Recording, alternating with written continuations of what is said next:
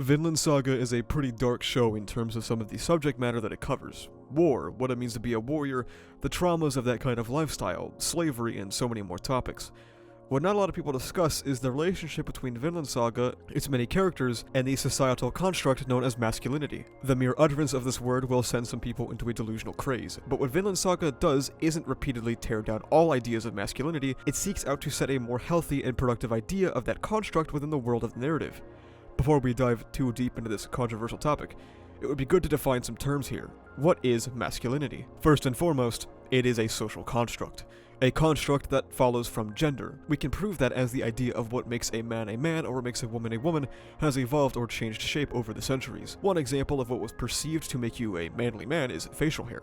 Back before World War II, being clean-shaven was the perceived norm among masculine types, but during the war, when people didn't have as much time to shave, the amount of beards nearly doubled, something even the Soviet Union would target the United States with propaganda about, considering them unsanitary and uncultured. In 1831, a Scottish philosopher once wrote, quote, "The old ideal of manhood has grown obsolete, and the new is still invisible to us, and we grope after it in darkness." The second point is, when we look at what masculinity is today, or has been for quite a while, currently, we understand masculinity as the behaviors, languages, and practices existing in specific cultural and organizational locations, which are commonly associated with men and thus culturally defined as not feminine. Traditional masculinity socializes men to project strength, dominance over others, to be stoic, independent, and tough. These are traits that are reflected quite heavily in Vinland Saga, whether intentional or not, and I believe it to be intentional. Art and culture have a symbiotic relationship, where art reflects the culture of the time and oftentimes art also influences that culture. Even if Vinland Saga were not outwardly attempting to put any ideas of masculinity into a negative light, by virtue of it taking place in the real world and time period of the 11th century, those cultural practices will be reflected and commented on, as art cannot avoid engaging in cultural discourse. The show presents to us what it believes traditional masculinity is. Season 1 has us follow people who genuinely, unapologetically love war. As Thorfinn put it, they are men who know nothing but war and violence. It is literally the embodiment of the masculine urge to go die at a war meme. They only knew war. They believe that to do anything else makes you less of a man. They viewed women as property, and even that might be a charitable interpretation, taking them to assault them and beating them the second they perceive any wrongdoing. Vinland, obviously, portrays these things as pretty fucking bad. One can make an argument that Season 1 relies a bit too heavily on the rule of cool or the spectacle of war, but it also has its moments of sheer monstrosity. The episode of Thorfinn receiving help from a family only to immediately backstab them and have their village raided, and the looks exchanged between the two being one of the standouts. Vinland Saga near immediately sets out to define what it considers to be toxic masculinity, or masculinity that hurts not only the people around the men who exhibit it, but also the men themselves. You will notice that almost no man in Vinland Saga actually talks about how they feel about things, because that would violate the stoic principle of the society they live in. They just go fight shit instead, only to have a breakdown later on from it. Olmar in Season 2 is the perfect example of someone who suffered significantly from the masculine expectations on his shoulders from not just his family, but those around him. Everyone expects him to partake in violence, and the people in his life pressure him to take a life to become a, quote, true warrior, a euphemism that generally refers to something along the lines of, quote, becoming a man. It's these expectations to be a fighter, to take a life, that push Olmar to the very brink.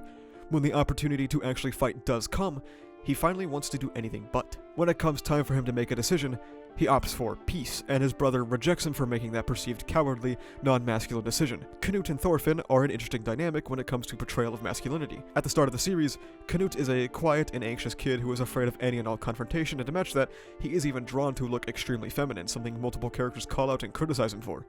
At the same time, Thorfinn, as a child, often perceived as, not a man, embodied those toxic masculine traits. He never looked inwards to find himself, he never confided in anybody, and he only existed as a malevolent whirlwind of death. Another example in the same family as Olmar is Ketil.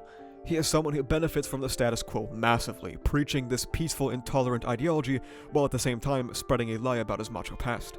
His supposed ideology and his actions are at odds, because obviously, being a slaver is an inherently violent act. The only reason he feels comfortable talking about peace is because he holds a monopoly of violence on those around him, and that idea of his comes undone near immediately when Canute begins to put pressure on him. He drops that facade of positive masculinity to return to being a warmonger and beats Arnheid to near death for very little purpose because he literally owns her.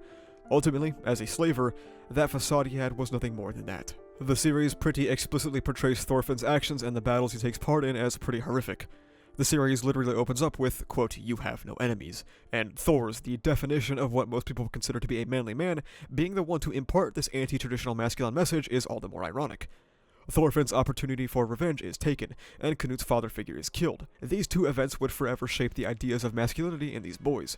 Canute heads towards the hyper-masculine ideal, growing into his manly features and becoming his own maelstrom of war and death, confiding and trusting nearly nobody around him and isolating himself as he marches towards domination of England and Denmark. As Thorfinn grows into a man, he begins to question that very nature of being. He ponders when being violent is correct and looks inward, self-reflecting as well as confiding in some of the people near him. The two end up embodying two separate ideas of masculinity. Canute becoming the brooding, stoic, and violent man, with Thorfinn becoming an understanding, pacifistic, and emotional one. The series often portrays Canute in Season 2 in an ominous fashion, making use of shadowy lighting or the fact that he has a literal dead man speaking to him about the curse of the crowd. Vinland Saga, however, does not say that the entire concept of masculinity is bad, because that would just be reductionist. What it does do is propose a healthier alternative to traditional macho man ideology, and it does so with the term, a true warrior. When the series discusses a true warrior, it means the person that Thorfinn has become. A warrior that needs no sword, who does not rely on physical strength, that disagrees with the meritocratic idea that might makes right, that is capable of self-reflection, capable of accepting change and self-control. Vinland Saga's perception of masculinity is peace, whether it be external or within yourself, to be able to ask for help, to be vulnerable, to not rely on the sword, and to use your strength to cultivate, not destroy. Something that Thorfinn does for the first time when he starts to farm with Einar. He expresses that self-control multiple times when Einar wants to resort to violence or when he opts to get hit 100 times to speak to Canute. He expresses that self-reflection and change when he has those nightmares about all the people he has killed, deciding to cultivate as much life as possible to atone for the deaths of hundreds. Thorfinn and Thor's, the true warriors of Vinland Saga, are what the series considers healthy ideas of masculinity, something reinforced by Olmar approaching Thorfinn after he managed to use non-violent means to save his farm, to tell him he wants to be a real man like him. And nothing fits this feminist ideal more than Thorfinn and Einar deciding to form a nation in honor of a fallen woman who was beaten, abused, considered property, and then promptly murdered by a man who had lost sight of being a true warrior. Vinland Saga, despite taking place in the 11th century, has a very progressive idea of masculinity, having its main character shed toxic values that were drilled into him at a young age, and to make a society that works for all, free of war and slavery.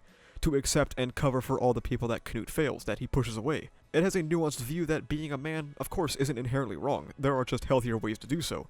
It's about breaking free from the cycle of macho violence that is forced upon those that live in this world. How much those expectations hurt this child, and how he finally understands that he has met these men for the first time today.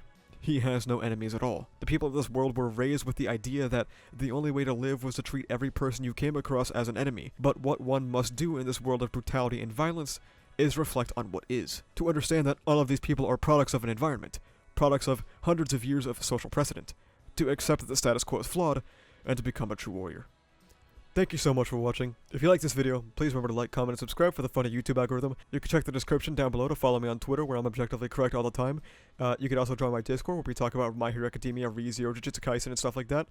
And you can also now become a YouTube member, which basically just gives you access to behind-the-scenes content, a little badge on comments, and live stream chats, and access to some emotes. Only do so if you want to support the channel, though. But that's about it, though. Thank you for watching. See ya.